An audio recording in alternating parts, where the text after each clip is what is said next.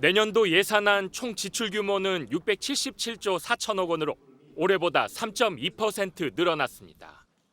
3년 연속 20조 원이 넘는 고강도 지출 구조 조정을 한 긴축 재정입니다. 문재인 정부 연평균 증가율과 비교해도 3분의 1 수준입니다. 허리띠를 바짝 졸라매서 비효율적인 부분은 과감하게 줄이고 꼭 써야 할 곳에 제대로 돈을 써야 합니다. 정부는 민생 부문에 초점을 맞춰 관련 예산을 편성했다고 평가했습니다. 먼저 소상공인 지원에 5조 9천억 원을 투입합니다. 배달비 부담에 결국 문을 닫는 자영업자가 늘자 정부가 영세 소상공인 68만 명에게 30만 원씩 배달비를 지원하기로 했습니다.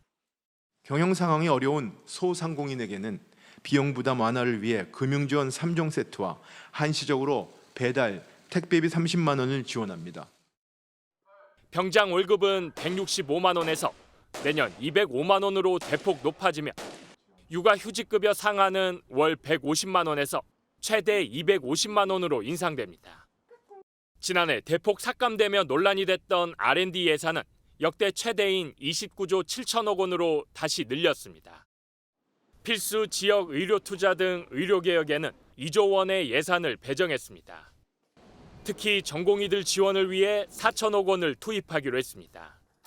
내년도 예산안은 다음 달 2일 국회로 넘어갑니다. 안덕근 장관, 폭염 지나면 전기요금 인상하겠다. 네. 지금 여름 휴가도 끝물이고요. 폭염도 끝물이구나. 찬바람이 좀 느껴지네 싶었는데 이 찬바람 약간 등골이 서늘한 그런 얘기이기도 합니다. 폭염이 지나면 전기요금 인상하겠다. 이 얘기는 곧 전기요금 인상한다라는 얘기인 거죠.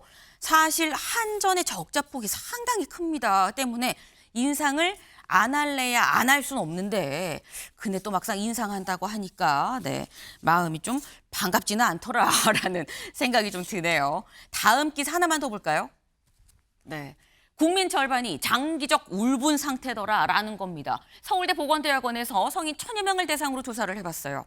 그랬더니 국민의 절반 49.2%가 계속 이 안에 울분을 쌓아놓고 살고 있는 상태더라라는 게 나왔습니다. 여기를 보겠습니다.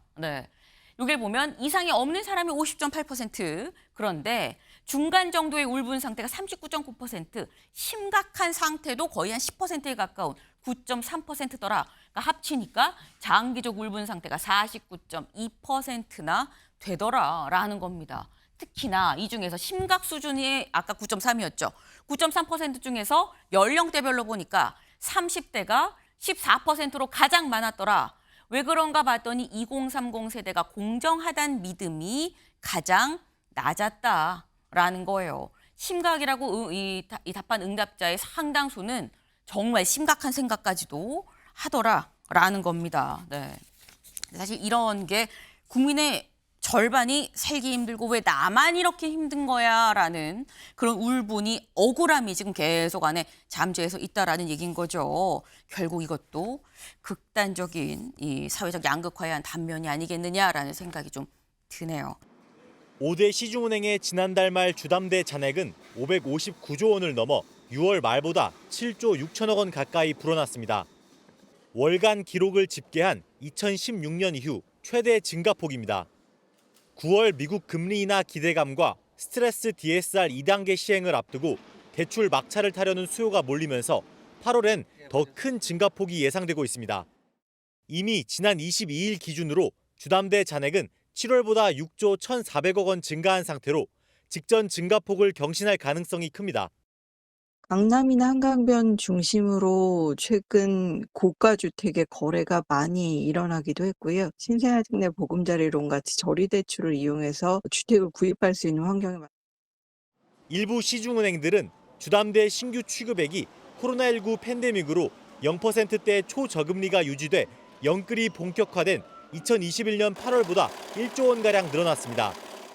이렇다 보니 금융당국이 가계빚 관리를 주문하며 은행권이 주담대 금리를 20차례 넘게 인상했지만 빚은 잡히지 않고 소비자만 피해를 보고 있다는 지적에 이복현 금융감독원장은 당국의 개입을 시사했습니다.